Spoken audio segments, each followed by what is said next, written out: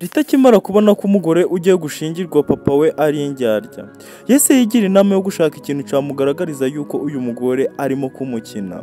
Barakwereka uyu mwana mutoya yaraje aturitse igipirizo cari kiri hano, maze uyu mugore ahita ahaguruka kandi ntabwo yagendaga. Maze papa we ahita amubaza ati wa mugore we uri muzima kumbe nta nubwo wavunitse? Maze aka kana ka Rita gahita kavuga kati papa uyu mugore ni indyarya ari kugutuburira. Barakwereka uyu mugore yahise abwira uyu mwana ati wacyana we ati we wareka kwivanga mu bintu byanjye, ati ninde wakubwiye yuko ndi gutuburira papa wawe? Maze uyu mwana aravuga ati njye ndabizi neza. Maze uyu mugabo arangije aravuga ati mbabarira gatoya, ati hangane gatoya mbanze mvugane nawe ukurikire filime. Aravuga ati mbabarira sheri, mbabarira nk'umuntu wese nyine uri mu rukundo wari ugiye gushingirwa. Maze uyu mugore arangije abwira uyu mugabo ati uyu mwana wawe ari kumbeshira ngo ndi kugutuburira, ati nk'uyu nguyu abizi hehe? Barakwereka uyu mugabo yaje gake gake yitonze aza imbere y'umwana we Rita, aza gupfukama aramubwira ati rero umwana wanjye, ati mbabarira, aturiya ati guhera uyu munsi ujye umufata nkaho ari mama wawe, ukurikire filime witonze, ujye umwubaha kandi buri kimwe cyose azakenera ushoboye kukimufasha uje urakimufashamo. Ati kandi amagambo ndi kukubwira aka kanya ugenda uyabike ku mutima. Ati uri kumva mwana wanjye? Ubwo papa yarangije arahaguruka. Amaze guhaguruka aravuga ati mube mumbabariye gatoya maze ngere hirya gatoya njane uyu mwana nyine. Gusa uyu mugore ntabwo yari kumureba neza, kandi uyu mugore na padiri wagira ngo hari gahunda bafitanye. Ukurikire filime witonze. Maze uyu mugore atangira kubwira padiri ati kiriya cana wasanga kiri buze kutwikira gahunda. Padiri aravuga ati ibya kiriya cana byihorere, hari igihe yaza kugenda neza. Nyagasani barakwereka padiri yahise atangira gusomagura uyu mugore. Umugore wari uri gusezerana, padiri wari uri kumusezeranya niwe watangiye gusoma uyu mugore. Maze uyu mugore ahita amubwira ati padiri, ati buretse ataza kudufata, atagaruka agasanga turi gusomana.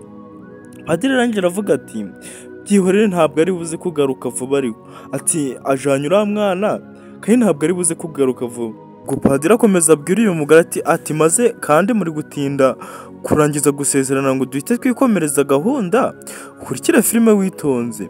Ubwo padiri uko ari kuvuga niko ari gukomeza gusoma uyu mugore. Maze uyu mugore aravuga ati padiri bawitonze, ati bawitonze nawe utaza kugira amakosa unkoresha, reka bimanze birangire Nyagasani. Ubwo uyu mugore arakomeza abwira padiri ati aramutse adufashe isosi yacu yabiguyemo inshishi. Maze padiri aramubwira ati ntabwo ari buze kudufata, ati kandi ndabyizeye neza. Arakomeza aramusoma. Nyagasani kandi uyu padiri wibuke niwe wari uri kubasezeranya. Abapadiri b'iyi minsi nabo babaye inkozi z'ibibi Nyagasani. Ubwo uko uyu mupadiri ari gusoma uyu mugore agashaka kumwiyaka akamubwira ati rero ati ihangane rwose igikwe ntabwo kiri buze gutinda, ati kandi nawe urabizi ko ndi uwawe, ati ubwo rero ihangane gatoya rwose ntabwo biri buze kumera nabi. Ubwo uyu mugore arakomeza barasomana. Maze padiri aravuga ati mana yanjye, ati biri gutinda kurangira, ati ndi kumva ngo ukumbuye noneho kuruta ibindi bihe byari byo byose. Ukurikire filime witonze. Mana ibi bipadiri by'ibihehesi bigiye kuja birararikira abagore bacu turi gusezerana. Uyu mugore arangije aramubwira ati se ubundi nkawe uri mu biki? Nk'ubwo aramutse aje akasanga uri hano. Ubwo padiri yahise yirukanka ahita agenda asubira kuri aritari. Maze uyu mupadiri akomeza ahamagara uyu mugore amubwira ati va ariko unyongeze kamwe uhita ugaruka kwicara. Ukurikire filime witonze. Ubwo uyu mugore yarahagurutse arangije aragenda aje gusomagura padiri n'ubundi kuri aritari. Urebe nk'ibyaha baba bari gukorera kuri aritari. Ubwo barakwereka papa w'umwana yavuyeyo, bamubonye bahita baza bari kwirukanka, asubira kwicara mu kagare wa mugeni. Ukurikire. Maze uyu mugabo nawe niko ari kuvayo yaragiye gusezerana n'uyu mugore. Gusa nk'uko uriya mwana yabivuze, uyu mugabo bari kumutuburira, maze uyu mugabo arangije aravuga ati hari ubwo ntinze si, ati kanze mbanze mvugane n'uyu mugore wanjye ari kubwira padiri. Ubwo barakwereka uyu mugabo yaraje ahagarara hano ku mugore we, aramubwira ati my love, ati urabizi ko ngukunda cyane, ati kandi urabizi yuko nakura buri kimwe ku bwawe, gusa hari ukuri gukeya atarazi uyu mugabo. Maze arangije aramubwira ati sinone nta kuntu wakihangana uyu munsi ntidusezerane tukazasezerana ikindi gihe. Ubwo uyu mugabo kire kubibwira umugore akababara, maze uyu mugore aravuga ati nabyemera. Maze uyu mugabo aramubwira ati hari akantu ndi kumva katari kugenda neza muri njyewe, ati ubwo rero nari ndi kumva twaba tubiretse tukazabikora ikindi gihe rwose. Ubwo uyu mugore ntabwo yari ari kubyumva, ntabwo yari ari kubikozwa. Uyu mugore ahita avugira hejuru ati ibi bintu ntabwo nabyemera, ati waba untengushe, ati suba umuntu wabyumva yagira ngo iki, ati nawe uje urashyira mu gaciro uwabyumva wakumva ngo twe tugiye gusezerana ariko birangira tudasezeranye. Ubwo uwo muntu wabyumva yaza kugira ngo iki, ati nawe ariko tekereza ubitekerezeho. Umugabo yese avuga ati ngaho nta kibazo, reka gahunda zikomeze ukurikire filime witonze. Uyu mugore nubwo yari ari gusezerana, nubwo yari ari umugeni, ntabwo yari kwitwara nk'umugeni rwose. Ubwo barakwereka uyu mugabo yaragumye arahagarara, gusa imitima zari ziri kumubana myinshi. Maze uyu mupadiri araje abwira uyu mugabo, aramubwira ati ubwo gahunda yakomeza ugakomeza ugasezerana n'umugore wawe, ukurikire filime witonze. Aramubwira ati wafata ibiganza by'umugore wawe mugasezerana uko bizagenda, uko muzabana nyine, namwe murabizi uko abantu basezeranaga, ukurikire filime witonze. Ubwo ngubwo uyu mugabo kubera imitima yamubanye myinshi arangije ahita avuga ati kanze ndaje reka ndebe ino hirya ukuntu byifashe. Uyu mugore barakwerekana byo byaramubabaje, aravuga ati nyagasani ibi bintu ndaza kubigenza ne. Ubwo ako kanya barakwereka padiri yahise avayo. Padiri we ikintu yari ari gukuza ni ubuhehesi gusa, atangira kumubwira ati ni impano yari ishaka akagenda, maze narangiza nkaza nkabanda kuyisomagurira, ukurikire. Maze uyu mugore kubera uburakari arangije atangira no gutuka padiri, ari kuvuga ati umugabo w'ikigoryi gusa, ati ndi kuba nzi ko bigiye gukunda, ariko mu kanya gatoya ngo agiye kugenda. Barakwereka wa mubebe ahantu ahagaze nawe ari gufotora, padiri ari gusoma uyu mugeni wa se, umwana yari kubirebesha amaso. Maze uyu mugore arangije abwira padiri ati uri kubona biragenda bite? Arangije aravuga ati njye ndi kubona kiriya kigabo wagira ngo cyaduketse, ukurikire. Maze padiri arangije aravuga ati oya ntabwo yaba yaduketse, ati wishira umutima hamwe, ati ura ntabwo yaba yaduketse, kurikira filime witonze. Padiri aramubwira ati izere neza ko ibi bintu bigiye kuba biri mu mahoro. Ubwo kakana kari gufotora karita, gusa abo ntabwo babizi, bari kuganira ngo imitungo ya se wa kano kana bazahita batangira kuyiryamo, ndetse uriya mugore n'uriya mupadiri. Barakwereka papa akigera hano yahise abona aka kana, ahita ahamagara ati Rita, ati vo hano. Aka kana kahise kagenda, nta n'ikindi kintu kamubwiye, nta n'ubwo kamubwiye ngo azarebe ibyo barimo. Uyu mugabo feri ya mbere yahise agafata arakazana kuko yari ari kubona kari kumubangamira, gusa aka kana kari kumutabara. Yatangiye kuhakura ngo Tomasi. Ako kanya Tomasi yavuyeyo, ukurikire. Araza aravuga ati murampamagarira ibiki? Maze uyu mugabo ariko aravuga ati mfashe uyu mwana Rita, ndi kubona ari kuntesha umutwe, ati nta kuntu wamumfasha ukaba umusigaranye ubundi nkaja mu byanjye, ukurikire. Maze uyu mugabo aravuga ngo nta kibazo. Aka kana gahita kamusanga, maze aravuga ati none se ni ukubera iki Rita we ntabwo yaje mu birori? maze uyu mugabo araje aramuseka aramubwira ati uyu mwana ntaho ari ahangaha rwose, ati hari impamvu ndi kuhamusiga ukurikire. Maze uyu mugabo Tomasi araje aravuga ati nta kibazo, nako n'uwo musore ntabwo nzi niba ari uw'umugabo cyangwa ari uw'umugore. Maze arangije aramubwira ati ngagenda utunganye ibyawe, ndaba ndi kumukurebera, ukurikire filime witonze, uraza kugenda usobanukirwa. Ndetse niba utarakanda subscribe ndakwibutsa kuyikanda, share ndetse na comment kugira ngo tujye tubana ku gasobanuye ka buri munsi. Ubwo uyu mugabo yaravuze ati buretse ndaje, reka nsubire mu kirori, ati mube muri kumwe. Barakwereka uyu mugabo yararangije abwira kano kana ka Rita, arakabwira ati si none ni ukubera iki uri kuvangavanga iswa mu kirori, ati ntiwongere kubikora.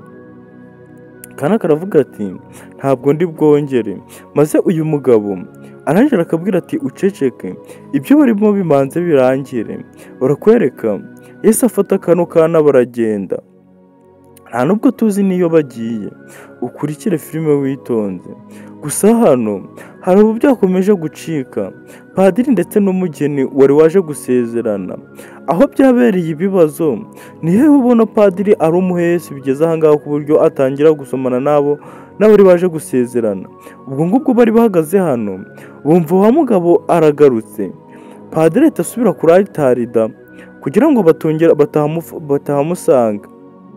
Ukurikire ubwo uyu mugabo araje aravuga ati se hari ubwo ntinze.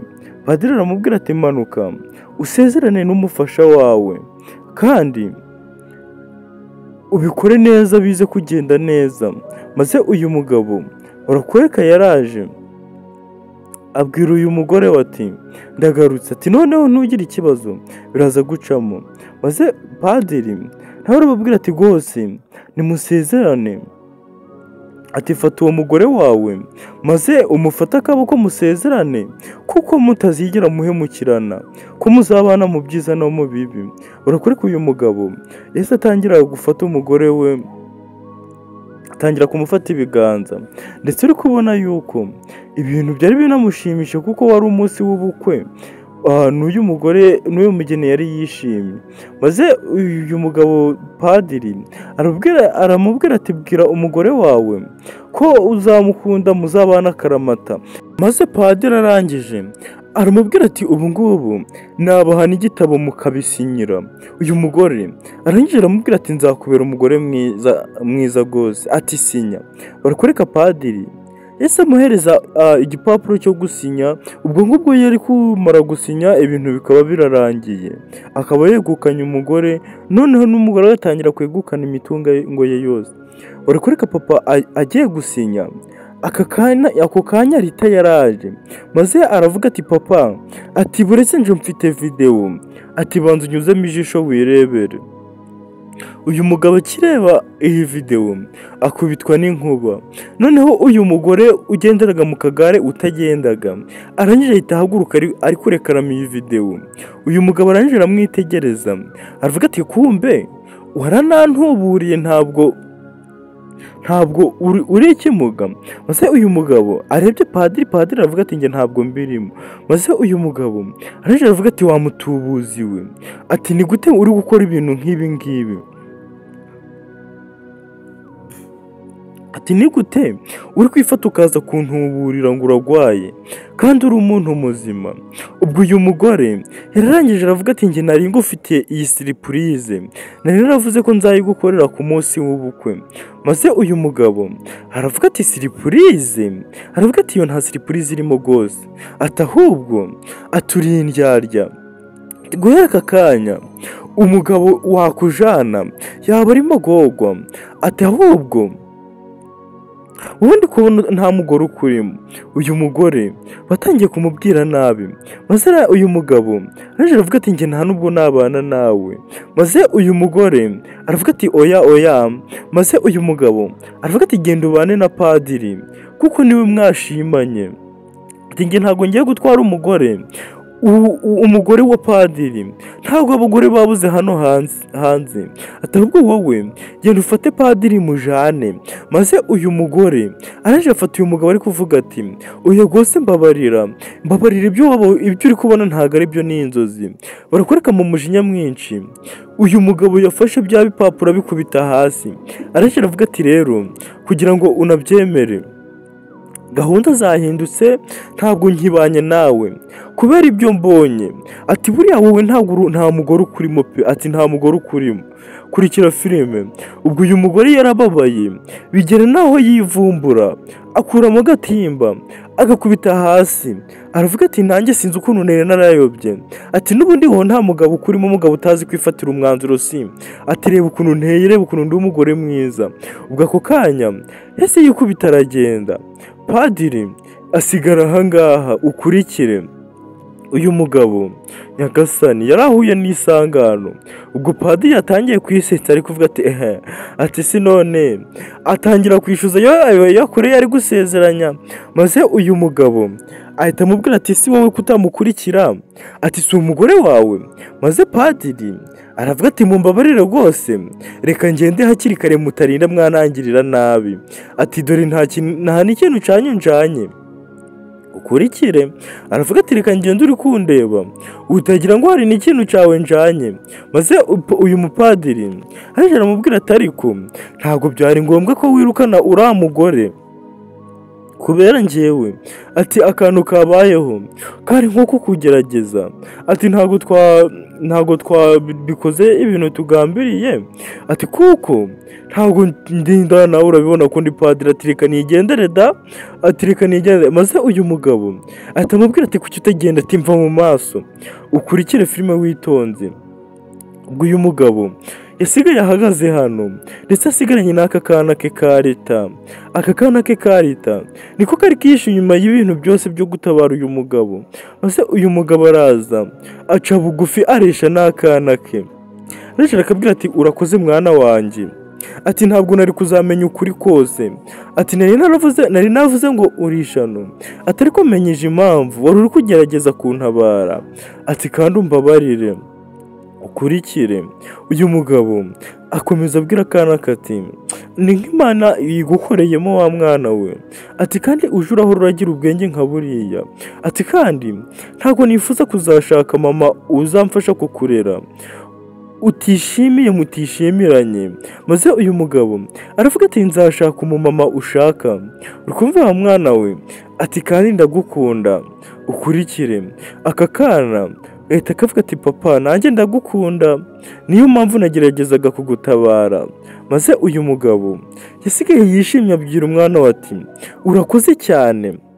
Ati buriya nta wakumva ukuntu nishimye. Aka kana nako kasigaye kishimye, kasigaranye na papa kishimye, kari karangije gukora akazi ko kumutabara.